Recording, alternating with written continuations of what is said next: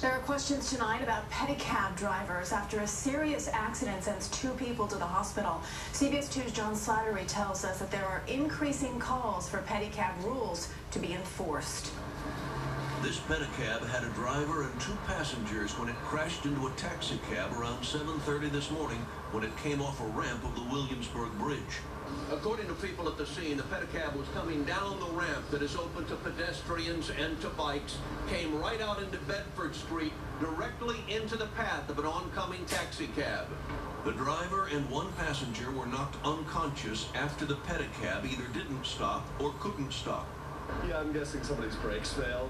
Laramie Flick, who drives a pedicab himself, says there is a law that regulates pedicabs, but it is not being enforced.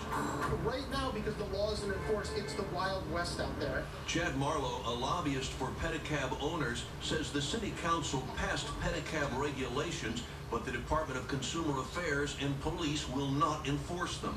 Some of those laws include that it is illegal to ride a pedicab on a bridge, that you have to have top-notch inspected brakes on your pedicab, that you have to have seatbelts on your pedicab, and you have to maintain insurance. A spokeswoman for Consumer Affairs says there's no enforcement at this time because the rules are being reformulated.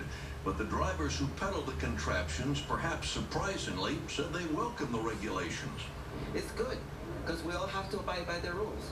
The Pedicab Association predicts there will be more accidents and lawsuits against the city until the law is enforced. In Manhattan, John Slattery, CBS 2 News. The pedicab regulations were passed by the city council 2 years ago. There are an estimated 1,000 pedicabs on the streets of New York.